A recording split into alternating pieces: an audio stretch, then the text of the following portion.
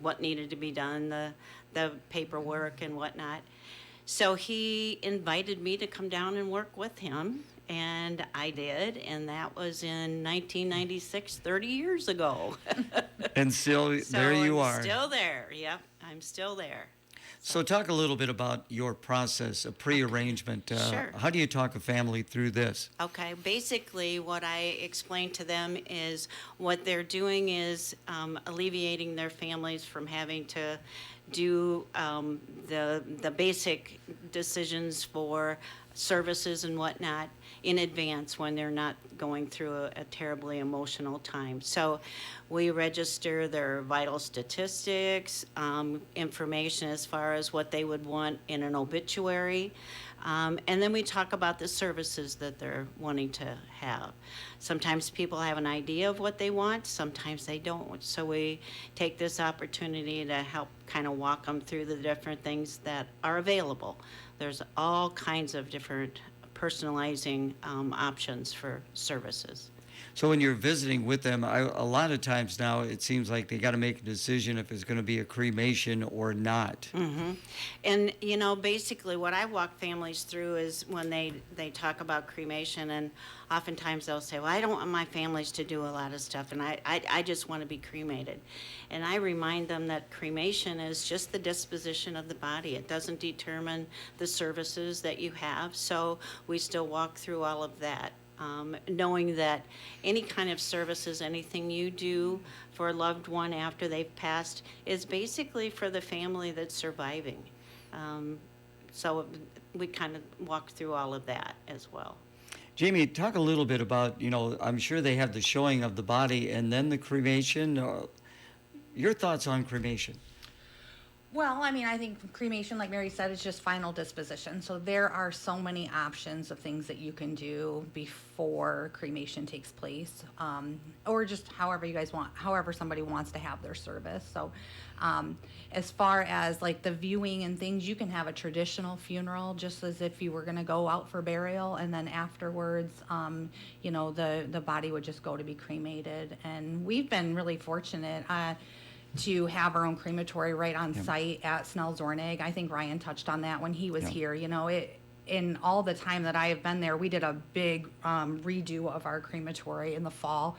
And to have to rely on somebody else to do our cremations was something I had never really experienced. So it's the taking them out to somewhere else. And of course, we trust them and things like that. But to take somebody's loved one into my care is such an honor to do that, and you feel like they're entrusting that to you, and so to hand that off to somebody else just didn't quite feel the same to me. And although we trust those people and like as if they were there with us, but I was just really grateful to have the crematory back up and running, and to be able to tell families like once they're in our care, they're going to stay with us until we give you the urn back. And so I just am really grateful for Mr. Zornig having the forethought on that was a necessity, or seeing that trend coming, and putting our crematory in. I think it's been in since like 1996, maybe. Yeah, I think that's around right. that Yeah.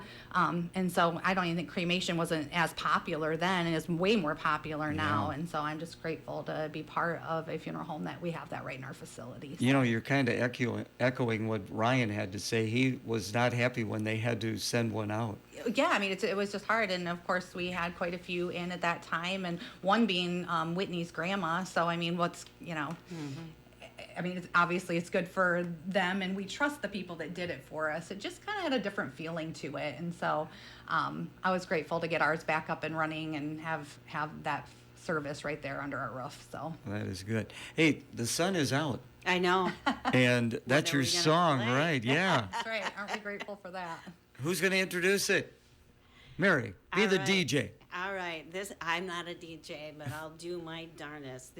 This is a song that I love the Beatles, so I wanted to have this be kind of reflective of the day. Here comes the sun. Struggle with nicotine, alcohol, or other drug addictions started using these substances before turning 18. Young people who regularly receive information about the dangers of drugs and alcohol from their parents are up to 50% less likely to engage in substance use compared to those who don't receive such guidance. As a parent, you hold the greatest influence over your child's choices. Start the conversation early and keep it going. Talk. We hear you. This message is brought to you by the Gateway Impact Coalition. Going to wrap things up. We've got Mary and Jami in from Snell Zornig Funeral Home. What do you find the most gratifying part of your work, Jami? Oh, it's such a humbling experience. You know, it is an honor to be chosen by different families to allow us to come alongside them and guide them through sometimes a really incredible loss or a celebration of a long-lived life. You know, so I'm incredibly grateful, and I'm always think that I probably am more blessed by them than they are of me. So, Do people thank you? oh yeah, when you get that hug that says I couldn't have done it without you, it is the most rewarding experience. So yeah, because I mean there is a choice. You know, they don't have to choose Snell Zornig Funeral Home, and I don't take that for granted when they do. So yeah. Mary, what do you find satisfying about your position? Having gone through my parents having everything prearranged, I just feel very blessed to help these families with that at a difficult time. It just it warms my heart to help people. What is the most often asked question that they have of you? Oh gosh, that's a very good question. I guess probably talking about what it all involves. You know, what are we going to do today? And I try to kind of walk them through it before it gets to that point. But oftentimes they'll say, "Well, I was wondering what this was all going to entail." So, yeah. Oh, that's good. People want to find out more information at Snell Zornig. How can they best do that? They can call at the funeral home at 563-242-0252 or email at info@snellzornig.com, and then there is a ton of information on our website. So if somebody's just looking for that information, they can get it there or pick up the phone and call. Never bothering us. We happy to answer any questions. Thank you both for coming in today. Thank you, Gary. Thanks, Gary. 9 out of 10 individuals who struggle with nicotine, alcohol, or other drug addictions started using these substances before turning 18. Young people who regularly receive information about the dangers of drugs and alcohol from their parents are up to 50% less likely to engage in substance use compared to those who don't receive such guidance. As a parent, you hold the greatest influence over your child's choices. Start the conversation early and keep it going. Talk. We hear you. This message is brought to you by the Gateway Impact Coalition. Basically, get out of the way. The Dan Patrick Show. Dan Patrick. The Pirates, you do have talent there. Could I get some kind of equity group to come in and say, how about we spend money? Almost like the collectives that you have with college athletics. Could somebody do that with the Pirates? And we're going to make this a powerhouse again. We're going to keep all this talent here. The Dan Patrick Show. Dan and the Danettes and you. Heard weeknights at 6 on FM 105.9 and AM 1340 KROS. And now from the KROS newsroom, here is Sydney.